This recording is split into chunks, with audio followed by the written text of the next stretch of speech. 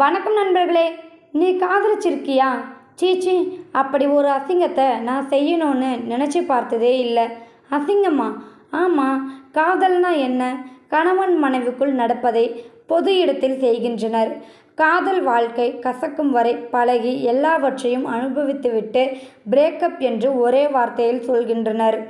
என் உயிரே போனாலும் உன்னை விட்டு பிரிய மாட்டேன், இழக்க மாட்டேன், நீ எனக்கு மட்டும்தான், நான் உனக்கேதான் என்றெல்லாம் வாக்கு கொடுத்து தாய் தந்தையரின் கண்ணீரை பார்த்து அடுத்த நொடியே அதை மறந்து வருகின்றனர். வயது வித்தியாசமில்லாத காதல், டைம் பாஸ் காதல், காசுக்காக காதல், உடல் ஆசைக்காக காதல், இவ்வளவுதான் இந்த காதல். அப்போ இவ்வளவு நாளாய் நீ இதைதான் காதல்னு நினைக்கிறாயா? ஆமாம், நம் கண் முன்னால் பார்ப்பதேதான காதல்னு சொல்ல முடியும். ஆகா, இதற்கு பெயரெல்லாம் காதல் கிடையாது. காதல் என்றால் என்ன தெரியுமா? எவ்வளவு சோதனைகள் வந்தாலும் மன உறுதியோடு ஒருவருக்காக ஒருவர் காத்திருப்பது. நினைவுகளை சுமந்து நிஜங்களை மறந்து தனிமை நரகமாக மாற இளமை கொடுமையாகிவிட நினைவாக நினைத்து நினைத்து கட்டிய அந்த மாபெரும் கோட்டையின் பெயர்தான் இந்த பாழா போன காதல். காதல் இவ்வுலகில் வாழும் எல்லா ஜீவராசிகளுக்கும் உண்டு. கன்றுக்கு பால் கொடுக்கும் பசுவின் தாய்மை ஒரு காதல். பிள்ளைகள் மீது பெற்றோர்கள் வைத்த பாசம் ஒரு வகை காதல். பசியால் அழும் குழந்தையின் தாய்ப்பால் தேடல் ஒரு காதல்.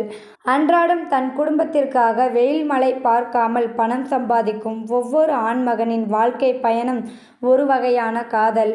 கல்வி, அறிவு, தொழில் இவையெல்லாம் நம் வாழ்க்கைக்கு தேவையான ஒரு வகை காதல்தான். கணவனுக்கு வலித்தால் அவன் மனைவி அழுவாள். ஏனென்று கேட்டால் தெரியலையே என்பாள். அதுதான் காதல். வேலைக்கு சென்ற கணவன் இன்னும் வீடு வரவில்லையே என்று வாசலில் பார்ப்பவளே, அப்போது அவள் கண்ணில் தோன்றும் தேடல் என்ற காதல். இப்படி காதலில் பல வகை உள்ளது. சரி, ஒரு ஆண் ஒரு பெண்ணை முதலாக பார்க்கிறான். பார்த்தவுடனே அவனுக்கு அவள் மீது காதல் வந்துவிடுகிறது. அது எப்படி? அப்படி ஒரு பெண்ணை அவன் இதுவரை பார்த்திருக்க மாட்டான் என்று சொல்லலாம். இல்லைனா அவள் எப்படி இருந்தாலும் காதலன் கண்ணிற்கு மட்டும் அவள் ஏதோ வானத்தில் பறந்த தேவதை தவறி பூமியில் விழுந்தது போல் பார்த்து ரசிப்பான். உலகில் உள்ள எல்லா காதலர்களும் நினைப்பது தன் பெற்றோர்களின் சம்மதம்தான். அது அவர்களுக்கு கிடைத்துவிட்டால் வானத்திற்கும் பூமிக்கும் ரெக்கை விரித்ததுதான் பறப்பார்கள். எது காதல் என்று தெரியாமலே இவ்வுலகில் பலர் உண்டு. ஆனால் இதுதான் காதல் என்று புரிந்தவர்கள் தங்கள் காதலன் காதலிக்காக காத்திருக்கின்றனர். அப்படி ஒரு காத்திருந்தவர்களில் நானும் ஒருவன். ஆம், உனக்காகவே நான் எப்பொழுதும் இருப்பேன். இந்த வீடியோவில் கருத்து உங்களுக்கு கண்டிப்பாக பிடிச்சிருன்னு நினைக்கிறேன். பிடிச்சிருந்தா லைக் பண்ணுங்கள், ஷேர் பண்ணுங்கள், கமெண்ட் பண்ணுங்கள், மறக்காமல் சப்ஸ்கிரைப் பண்ணுங்கள். தேங்க்யூ ஃபார் வாட்சிங்.